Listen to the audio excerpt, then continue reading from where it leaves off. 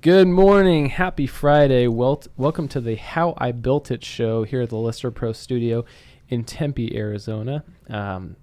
It's been another fast week. It's been crazy at our office at the Augustinian team of Prime Lending. In the first week, we've closed about over $1.8 to $2 million in loans just on our team in the first 7 days. So awesome job to our team, to Rhiannon, to Leah, to Theo, to Mark over there at the office. You guys are killing it this week.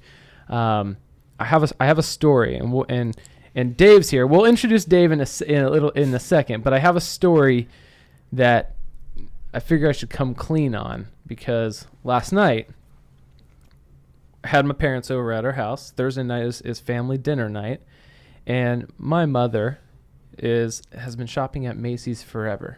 Okay. You're gonna like this. Yvonne from Platinum Home Warranty is my sister. She's in the room next door, and you saw Sears go the whole bankruptcy stuff, right. and you see all these Payless going out of business and all these brick and mortars because of online shopping. And last night, I'm just like, I got to play a prank. Everybody knows me. I'm always scaring people in my office. I'm always playing pranks on people as much as I can. And really quick, Chad Schreiner said, thanks for your service already, Dave. Thank you for your service. My honor. We'll get into it. And then Chad, it's not Loan It and Own It anymore. It's now How I Built It. We got rid of the Loan It and Own It show. But anyways, back to the story. So last night, I said, Mom, did you hear Macy's is going out of business? Oh no. And she's been shopping at Macy's for years. She loves Macy's. She goes to Macy's probably about 4 times a week just to shop. So she's a New Yorker at heart. I would say so. And, she's the one with all the coupons. She's the pro. She knows that Macy's, she's once returned a mattress 9.9 years into the 10-year return policy, okay?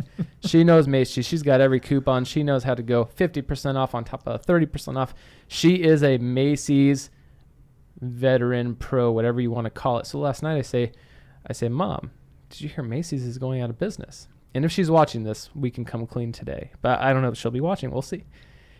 And so I text my sister Yvonne subtly because my mom starts going, what?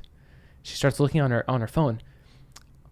I don't have any emails on this. And then she looks up in her phone and she has an email from Macy's, just one of the normal ones of, hey, discounts this. And it said thousands of deals you can save on today. And I was just like, Mom, that's a sign that they're saying they got to get rid of stuff. That's right. They're starting their bankruptcy process. There you go. They're starting their bankruptcy process on it. So I text Yvonne. I was like, hey, you got to get this. You have to solidify this. And my dad goes, what? And I winked at my dad before, but then I had my sister text and she said the perfect one line. Hey, Mom, did you see on the news? Macy's is going out of business. Everything's 70% off. And then we go in the garage and my mom reads that and she's like, oh my goodness, it's real. You're not joking. And my dad goes, no, you weren't joking. This is real. And I'm like, yes, this is great. This is happening right now. So we keep it going, and I'm playing into it. I was like, I don't know how Dillard's isn't going out of business. Dillard's has less people in Macy's in it. So as of right now, if my mother is, oh, there she is. Mom, if you're watching, Macy's is not going out of business. That was a great prank by me and your daughter. Macy's is not going out of business. And there's co-conspirators involved. And there's willingly or unwillingly, there are co-conspirators. Co-conspirators. Macy's is not going out of business. Everything is okay with the world. You're probably laughing right now because it does show me that you're watching. So again, Macy's is not going out of business. But thank you for believing me. Really quick shout out to our sponsors before we get started with the main content of the show. Empire West Title, Seth Banda, Abe Bodden from Insurance Professionals of Arizona, and then Yvonne Hunter from Platinum Home Warranty. Make sure you guys are renewing your home warranties or buying a new home warranty going into the summer. If you've bought in a house in the past 5 years and you didn't realize that your home warranty probably has expired, because most home warranties, you get it for a year, right, Dave? Right. So if you haven't gotten your home warranty, get it, because if your AC goes out, you will be royally screwed, because it's so nice when you can just pay a $69 service fee and have them come out and fix anything. Life is not fun when the AC goes out. No. Home warranty is that $400 to $500 yearly thing you should make sure you have on your house just for the dishwasher, the AC, the washer and dryer. So make sure to call Yvonne at Platinum Home Warranty. And my sister texted me and said, LOL, mom's mad. And then if anybody's watching, you'll see Stella Augustiniak saying, I know that. All right, so let's get to the main content of the show. Today, we have a veteran on the show, and we love our veterans, as you can see. I love it. We have Dave Rosenfeld from Remax. Dave, I was telling Dave, he's been the listing agent on either one or two deals that I've had in the past couple of years. And his son-in-law has also done a few deals with me, right, who's now back in Kentucky/Tennessee. So thank you guys for all the service that you guys do. It's our honor. We, as much as it's your honor, we appreciate you more than you will ever know, and our company appreciates you, and I'm sure everybody watching appreciates you. So, but tell us, welcome to the show first and foremost. Well, thank you. Ken's been on the show. Yes, he has. Ken's been on the show a while ago, and that's when he was just getting out of the new build business. Right. And now it's your turn to tell your story. And I think your story I'm very excited to hear, because as a real estate agent now, you do come from a military background. So we'll get to the real estate side, but tell us the backstory. Where do you come from? How'd you join the military? Tell us that part of your life. Well, circa 1982, I was graduating from high school, and I knew I wasn't going to college right away. Okay. It just wasn't my thing. For those of you that don't know, back in the day, we didn't have people that had ADHD or any of this kind of stuff. It was young guys that just had way too much energy, and we didn't have a way to expend enough of it. So I knew I wasn't able to sit in a classroom for very much longer. So it's like, what else is there to do? Yeah. So went down, talked to the recruiters, ended up joining the Army. Go Army, beat Navy. Oh. And got into armor crewman. So clankety clank, look out for my tank. Okay. And from there, ended up with the 82nd Airborne Division, which has the only airborne armor battalion in the world. And jumped out of airplanes for quite a while. How many airplanes have you jumped out of? How many jumps or how many different kinds of aircraft? Both. Okay, that's an interesting question. Come on. C-130s, C-141s, which are high-performance aircraft. I have jumped out of Hueys, Blackhawks, Chinooks, CH-53s. I've jumped out of a balloon. So I have jumped out of Cessnas, all kinds of stuff. Okay, so now how many jumps? About 550. Wow. I've done 0. Well, we need to fix that. I don't know. I'm not a height guy. I don't like being up. We need to fix that. Okay, we'll talk. We'll talk. I did go into the iFly simulator. Okay. That was pretty fun. It is. They do that with little 5-year-olds too. Yeah. Just saying. That is true. So 550 jumps. You joined the military, and how long were you involved in the military, and how did that progress? So I served for 22 years. Wow. Started at Fort Knox, served in Germany for a few years, Fort Bragg, ended up in Southern California as a recruiter. From there, went to the Seattle area as a recruiter, ended up running the guidance counselor shop out there, which is where everybody goes to actually sign the contracts and pick their jobs and all of that kind of stuff. And then always thought I'd retire in that area, and the Army went and promoted me again. Every time you were about to do something every else? time I thought I had a nice house and, got the yard where I wanted it, the Army promotes me and I have to sell my home and move. And ended up back at Fort Knox. So it was full circle. That's where I went through basic training, and I ended up at the headquarters of the Army Recruiting Command. Wow. And was responsible for training the force. So a 10,000 soldier, sales force basically. And my job was to lead the training team. For all the recruiters. For the recruiters, wow. Right. So that probably plays into the real estate side, but Army recruiting, is that just like any other business? So no, if you think about it, if you're selling a home, if you're selling a car or something like that, those are tangible things. Okay. You can put your hands on them. You can walk through the front door of a home. You can get a warranty on an HVAC unit. Yeah. When you're selling the Army, you're selling an intangible. You're selling a way of life. You're selling the fact that it's service above self. These are all intangible things. So you have to actually hit at the heartstrings much more. Wow. Was there any place in that full circle that you would have liked to stay or you were wanting to live? You know, I imagine all those different places. Seattle's a beautiful city. Absolutely. I love Seattle. I mean, I don't like the traffic in Seattle, but I love Seattle. Well, thank the Californians for that. But is there anywhere that you would have liked to stay, or was Arizona always on your target? How did you end up here? It's funny. I've visited Arizona a few times for business, whether I was coming out here to do training with recruiters or cadets at the university or whatever the case may be. I absolutely fell in love with Arizona. Mm-hmm. And I came back, and it was like, you know, I had taken a job in the defense industry after I had retired, and we were relocating. And I could basically live wherever I wanted. I just told the wife. The kids and the grandkids were all in Las Vegas. But you hadn't picked Arizona, or you hadn't lived here yet. Correct. I had never lived here. So you lived in all these places, but you hadn't lived here yet. Correct. Just visited. Okay. Welcome to Tempe and Mill, right? Yeah.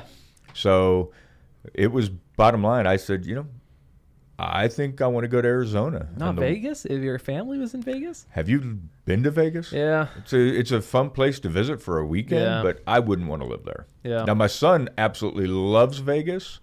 He's killing it in real estate up in Vegas, but not my scene. Okay. So we came to Vegas. We said, hey, let's take a vacation. I brought the wife out here for a week. The kids all came and visited for a week.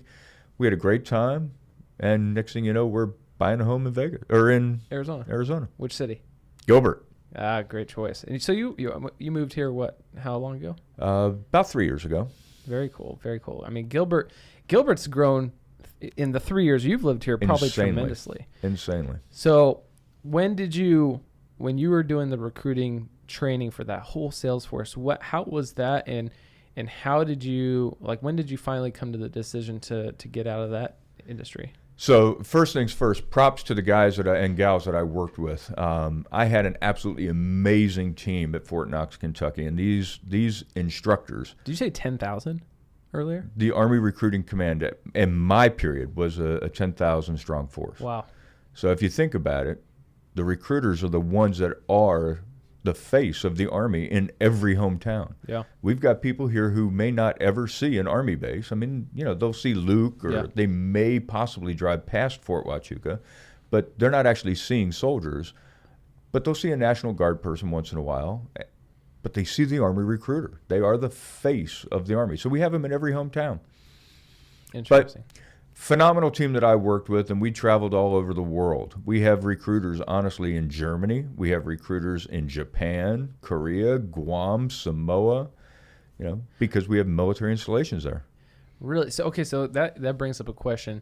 So you have recruiters in those countries, but wouldn't the people, and maybe this could be a completely naive question, but wouldn't the people who would be going there from the United States already in the military? Or why would we have the recruiters there? Because we have children there. Ah. American soldiers have family members. Gotcha. And we want them to continue that family tradition. Wow. Okay. See? Learn something new every day. There you go. So what made you finally leave that industry? I retired from the Army, all honesty, because they wouldn't let me out of the building I was in.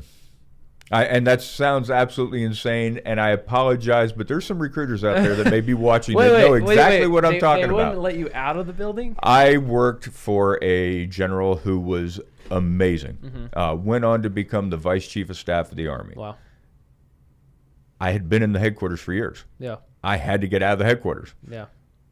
I needed to do something new. I needed a challenge. And I said, send me to Iraq, send me to Afghanistan, send me to Alaska.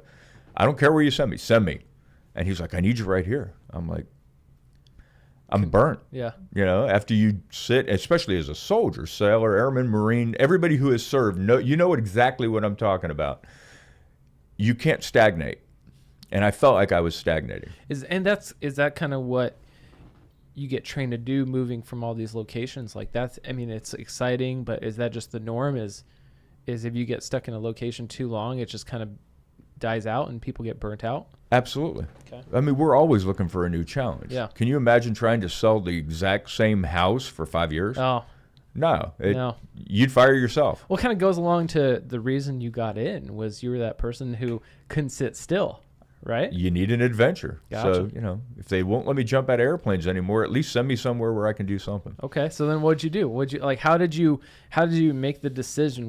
Did they try to say no, don't leave? Was it kind of one of those situations? Oh, it was a battle. Because you were the lead of 10,000 people. No, I led the teams that trained. The teams that trained Yes. those individuals. The general and the sergeant major are the leaders. Gotcha. I was simply responsible for the training team. Okay. But the bottom line is it just had to go somewhere. So I told them, look, you got to let me go somewhere else, or I'm just going to have to go and find a new adventure on my own. And you did? They kept saying, we need you here, we need you here. And in the military, we all have a way of saying we're all expendable. Yeah. If I get hit by a car, if I get blown up, whatever the case may be, somebody will pick up that mantle and continue the march. Yeah. And it's been that way since the start of time. So none of us are indispensable. So I knew it was just my time. Yeah. If they weren't going to let me go and take on a new challenge, it was just my time. So from there, I retired, took a position that let me still interact with troops all day long. So I got into working for a company that dealt with firearm training and simulation, and did that for about 5 years, teaching troops, National Guard, all the way up to the special operations guys back at Fort Bragg. Okay. How to improve their marksmanship. Really? So you ended up going to work for a private company at that point? Correct. And that private company allowed you to train not just in the Army, but every facet All of branches of service. Wow. It was a great gig. Was it a good challenge? Oh, absolutely. Travel a lot? On that Traveled one too? nonstop. So it kind of fulfilled what you were looking for. You were able to travel. You were still involved in military. Correct. 5 years in that business? Correct. And then what?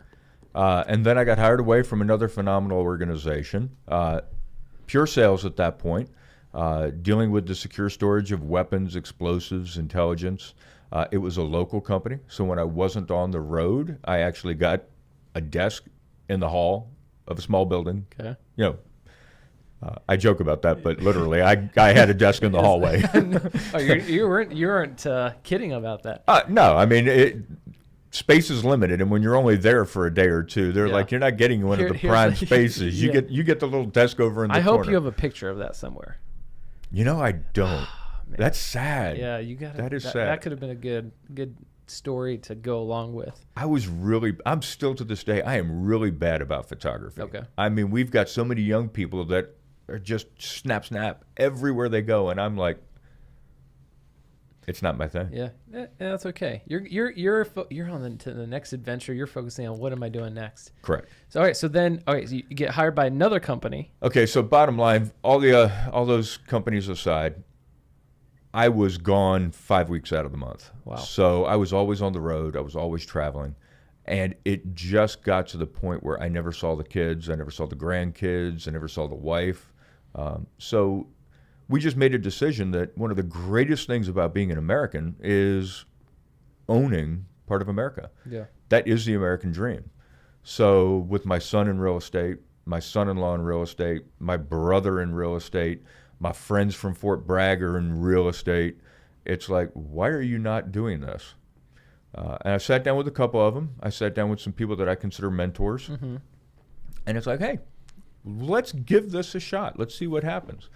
And of course, horrible things happen to every real estate agent their first year. I did phenomenally well, so I'm told. So I had a lot of fun. I met some insane people. I did a lot of work with veterans, and it allowed me to have fun and still do that thing with the veterans. Were you still working at one of the jobs while you were doing the whole real estate? Did you do one of those transitions, or did you just cut it off and go for it? I'm a firm believer that if you're not doing real estate full time, that it's a hobby. Hobbies cost you money. They don't typically make you money. That's a very good perspective that I don't think I've heard yet. I think that should be a Dave quote that I'm going to make for you that you can email out to people. Let's do it. I'm going to make you that. All right. That's a very good perspective, especially in our industry with 80,000 something realtors in the valley state, alone, yeah. or the state. There's, I bet you 80% of them are part-time or hobby, which...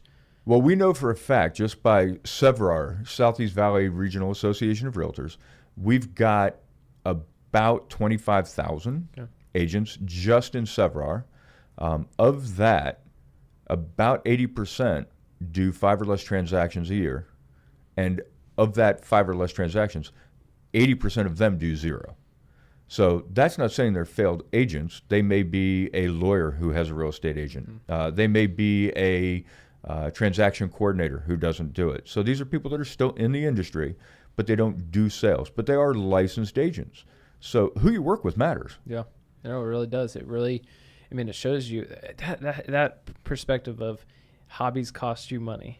And if you aren't doing it full time, then it's almost a hobby. That is the best perspective, and I'll definitely use that. I will remember that comment for the rest of my life to tell people as well, to tell new agents. I meet a lot of new agents, and that's something that every new agent goes through, and probably anybody in any industry they get into goes to. When you're essentially going into something that you're paid 100% commission, you make the bed that you're gonna do in that business. And so if you approach it with the intent of doing it full time versus doing it part time and being a hobby, you're probably gonna have much more of a failure rate if you approach it with the hobby side, which is probably why 8 out of 10 realtors fail after the first year and quit. Which is sad. I honestly believe that a lot of that has to do with mentorship.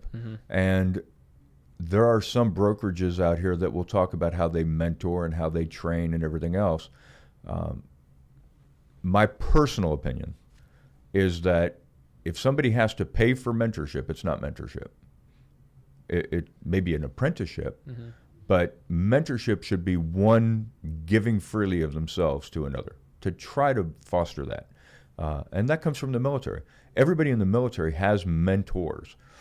Good, bad, or indifferent. Sometimes a mentor is the person that shows you what not to do. Yeah. But the truth of the matter is, I think as an industry, we need to get better at mentoring the people that are coming into it. Interesting. So you get into the real estate industry. How did you find RE/MAX? That's always an intriguing thing to me, is how do you find the brokerage, and why are you at the brokerage? I actually interviewed with a few different brokerages. But my brother is a RE/MAX agent back in Maryland, D.C., Virginia area, and has been with them for closing in on 20 years. I have a friend of mine that I served with at Fort Bragg who is an amazing RE/MAX agent up in Denver. So I know people that are RE/MAX agents. When we moved here and we bought our home, we used a RE/MAX agent. It's the #1 brand. Aside from everything else, globally, everybody knows the RE/MAX brand. Everybody knows the balloon. And I think if I'm going to align myself, I want to align myself with quality. Interesting. So you've been in the business for 3 years now. Correct. You said your first year was better than most. How have the past 3 years been? What are the triumphs you've had? What are the failures you had? What have you learned? And this is more of a question toward those individuals who may be in year 1 or year 2. Tell us about your first 3 years. And so one of the first things I think people need to do is they need to realize that this can be a very lonely game. I mean, you can be at your office, but if you're doing your job, you're prospecting. So it's full of rejection. And let me tell you that nobody gets rejected more than an Army recruiter. It just doesn't happen. I got to imagine that. I mean, it is what it is. Aren't somebody, going away from that question really quick, with the recruiting gig, is it true that in many cities you'll have Army and Navy recruiters all in the same location? All in the same building. Is that always how it is? It's run by the Army Corps of Engineers, so they're all co-located. So so that person walks in the door, and all these people are, come over here, come over here. So we're not vultures. Okay. It's 1 in a million that somebody just walks in the door. The truth of the matter is, recruiters, just like real estate agents, are prospecting. Okay. They're reaching out to the kids in the high schools, and they're setting up appointments, and those typically come into the office. Gotcha. Or they're in the home. So yeah, it's that is two sides of the same game. Army recruiters, once they leave that facet, or if they leave the military, they got to be some of the best salesmen. Without question. Interesting. All right, so back to what we were talking about. So that first 2 years. So it can be a lonely game. So one of the first things I did was I took on the military thought process. I reached out to people just like I did in the military. So on a military installation, you've got the generals and everybody that run the place, but you have what's called an installation commander. So that installation commander is basically the mayor of that post. And it's the same regardless of what branch of service they are. So I just took the next step and I reached out to the mayor of Gilbert. And I said, Mayor Jen Daniels, hey, look, I want an appointment. And so she was very gracious. She gave me a little bit of time. And I had absolutely nothing on the calendar. There was no thought process of what we were going to do. I just wanted to meet her. And I laid out my thought process. You're the installation commander. And she loved it. And I left with simply one question for her. I said, if you were going to introduce me to anybody in town, who would that be? And she introduced me to two guys, both Vietnam veterans who are very well connected within the town of Gilbert. And I went and had coffee with them. And what can I do to help you? And that was all I asked them. What can I do to help you? They immediately said, we want you to get involved with the Gilbert Veterans Day ceremonies that we put on. Awesome. Let's do something. Next thing you know, effective this year, 2019, I'm now the chair of the Gilbert Veterans Day festivities. Way. So they were recruiting their replacement. I have gotten heavily involved with veterans issues simply because that's near and dear to my heart. Yeah. Somebody who's very, into animals, they should be getting involved with animal stuff. Yeah. But I have joined the Veterans Medical Leadership Council, which is a statewide volunteer organization that helps veterans in need. I am the vice chair of the Severar Community Outreach Program. So the bottom line is I put myself out there. None of this is paid. It is all voluntary. Yeah. And it is absolutely about giving back to the community.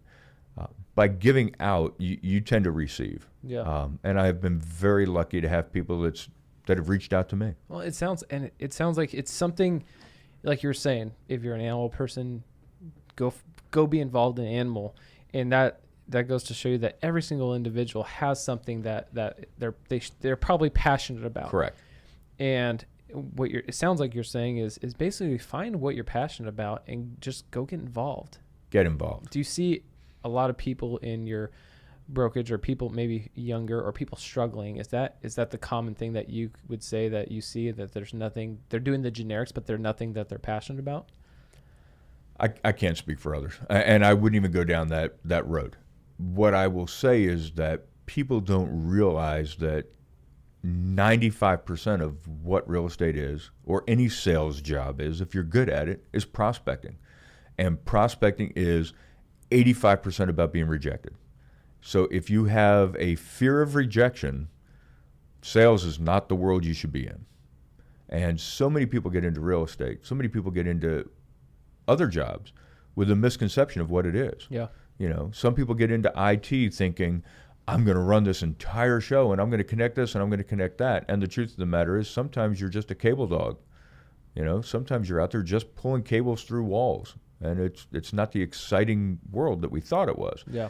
In real estate, the vast majority of it is prospecting, staying connected to people that you know and meeting people that you don't. And I think the word prospecting is probably taken differently by different individuals, because I bet you most individuals, when you say the word prospecting, they only think about Zillow leads or anything like that. But in reality, prospecting is a much bigger picture of going to network with individuals. So Zillow to me isn't prospecting. Yeah. I mean, a paid lead that isn't even prospecting. Prospecting is putting yourself out there and speaking to another human being. That doesn't mean you dialed the phone and on the second ring you hung up before somebody answered because you're afraid to actually speak to somebody. Prospecting is nonstop. And I will tell you, it drives my wife insane. Because as an Army recruiter, we couldn't go to the grocery store without somebody saying, Sergeant Rosenfeld. Well, it's the same today, is that when I go to the grocery store, I'm talking to the store manager. I'm talking to the people that are looking at the fruit. I'm talking to everybody. And I always have my name badge on. So I had an open house that I was starting last weekend. Mm-hmm. Brand new listing, put it live on Thursday, sold it on Sunday. But I was in the store buying light bulbs. So I'm literally at home or at Lowe's Yeah. buying light bulbs because there were a couple of burned out light bulbs. Yeah. I'm kind of anal about that. There's not going to be any burned out light bulbs in an open house. Okay. Not happening. So this guy walks in behind me and he says, "Hey, I saw your Army sticker on your truck." We started talking. You can't make this up. The guy, he and I served on the same Army post in Germany in No. 1982. That's no. He was. Did you remember him or not? Not. I had no idea who he was. He was a company commander, and I was a buck private. But you guys were there at the same time. And he saw you. He saw your Army sticker. Correct. And just that's He just said, "Hey, I don't see a lot of Army stickers, and so we're getting together for a drink tonight." You can't make this up. What a small world. Then I'm talking in the 90s. In the 80s. In the 80s. 80s. Wow. There's not that stuff blows my mind, and everybody seems to have those stories, but that's such a small world. You can't make it up. Then I'm talking to a woman, we're comparing light bulbs, and she's like, my mother was a Remax agent, and her mother I think had passed by this point, but we're sitting there talking and just telling stories. So she of course left with my business card in hand, of course, because I don't know if she'll ever sell her home, but if she does, she's at least got my none. Yeah. So it's always hey, look, business cards for my clients are free. Yeah. I don't charge for them. Right. Free business cards being given away over here. I mean, the fact that you were talking about light bulbs, and you met somebody. That's what prospecting is. I mean, if anybody in any type of referral based industry is watching, or anybody in any business where you have to go get your own business, I mean, one thing to take away from Dave's story, just from a business level, is reevaluate how you go about prospecting. Absolutely. Because that is the truth right there. That prospecting is not just going after random individuals behind a computer screen and trying to chase that lead. Prospecting is truly meeting every single person you can and developing some type of connection. Face to face, belly to belly.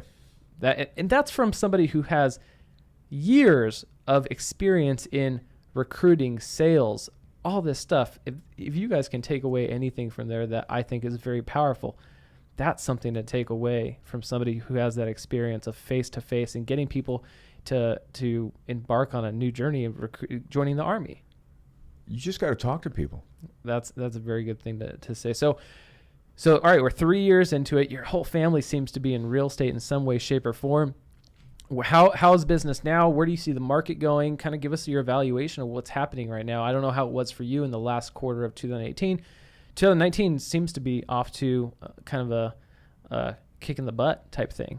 So my personal experience was the very end of 18, things definitely slowed down. At the beginning of 18, it was without question a seller's market. I mean, it was put the house on the market on Thursday, and on Monday you were picking which of the 12 offers you were going to accept, right?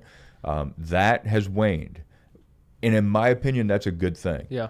We had this insane amount of growth. That's not sustainable.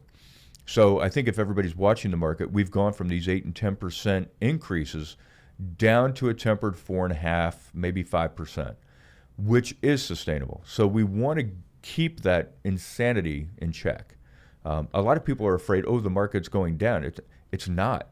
It's the new norm. It's what I grew up with. Yeah. And people are saying, "Oh my God, we're at 4.5% or 5% interest." When my parents bought the home that I grew up in 1969, 1970, interest rates were 19 and 20%. So 4.5% ain't the end of the world, folks. You're paying a lot more than that on a credit card. Well, and I mean, I saw an article just yesterday. Phoenix is the third largest growing city still right Correct. now.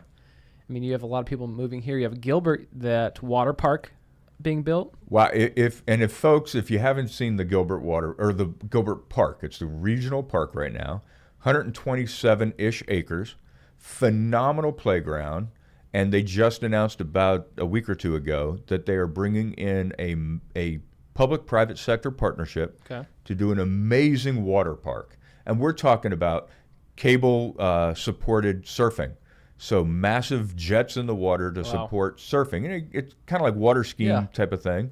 Boogie boarding, a huge sand beach, all kinds of things for the kids to climb on, inflatables, all this stuff.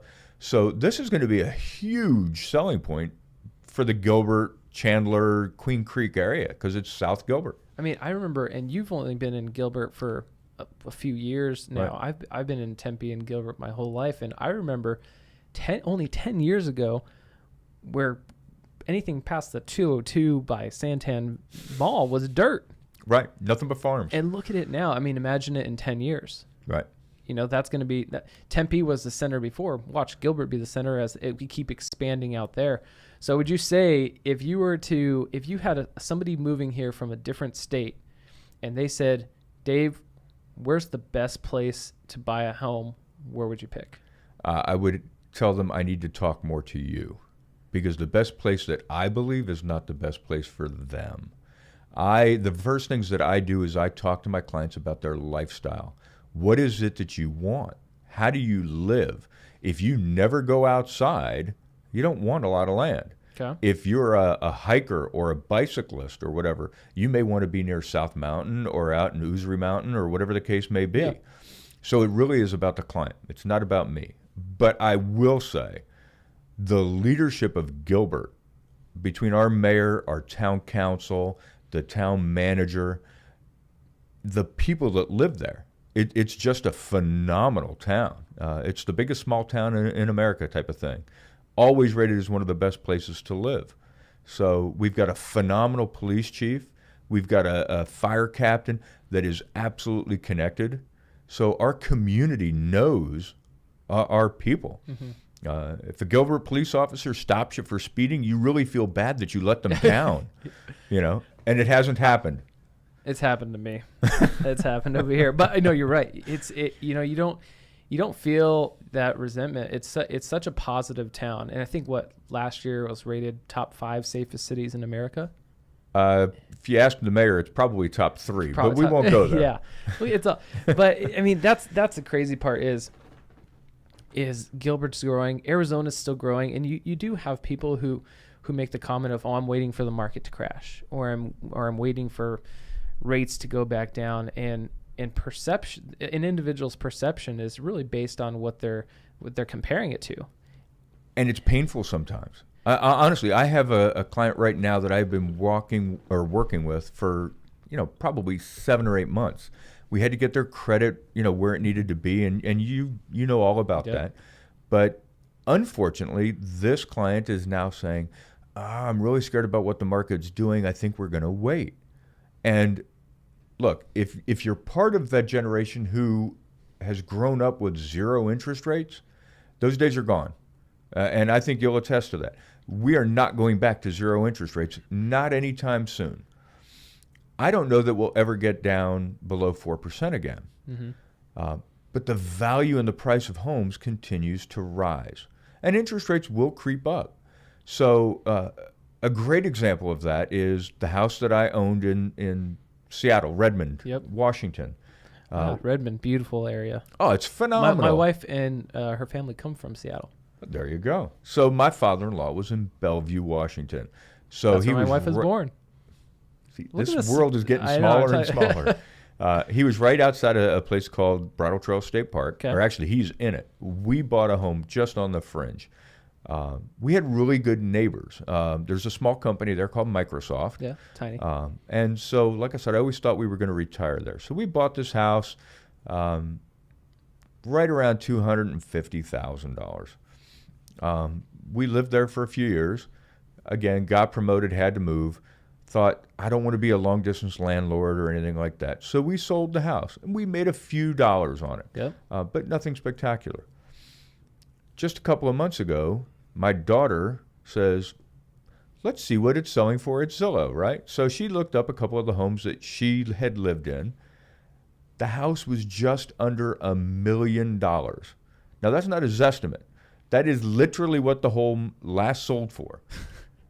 I paid $250,000. It sold for just shy of $1 million.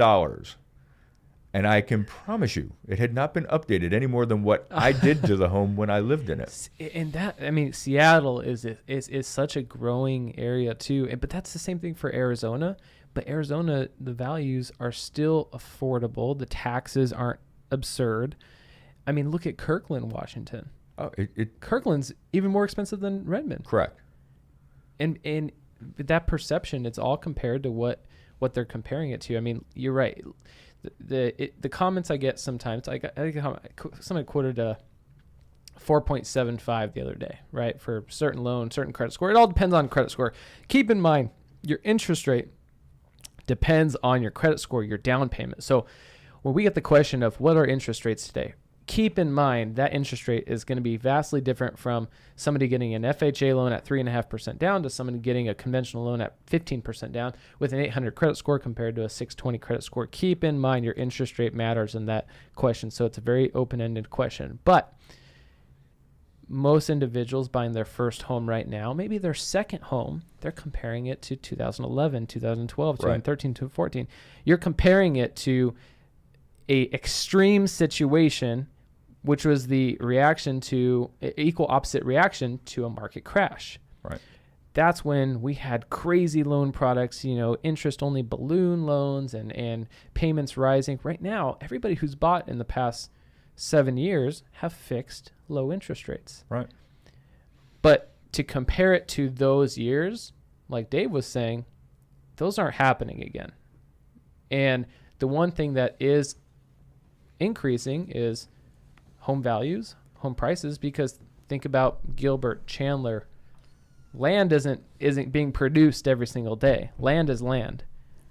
So when you're investing in real estate or buying your first home or your second home, if you bought in the past 6 years, you bought at a great time. You were lucky, to say the least. Right.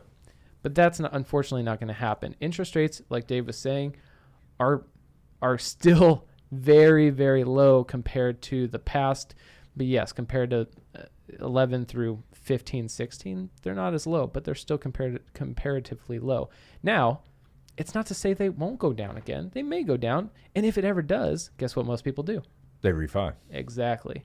So, like Dave, I couldn't agree with you more in that comment of, would you rather own a home and get all the benefits of owning, or would you rather pay somebody else's mortgage? You're paying somebody's mortgage. Well, and the truth of the matter is, let's just say it's a 4.5%, 5% interest rate. Mm-hmm. As a renter, you're paying 100% interest rate. You're not getting a dime back. So even if you made a bad investment, and this is a really extreme example, you bought the house today, you've lived in it for the next 5 years, and you turn around and you sell it for the exact same amount, or even let's just say you lost $1,000 on the home. You've now lived in the home for 5 years, and it cost you $1,000. Yeah.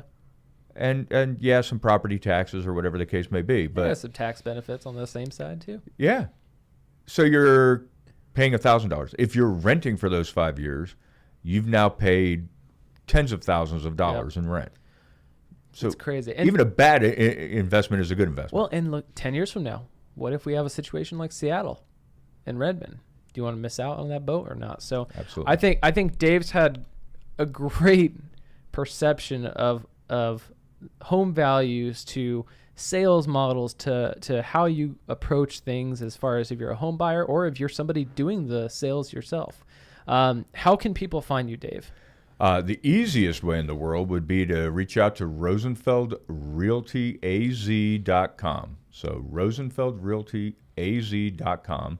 But of course, we all have one of these little contraptions that are attached to our hip.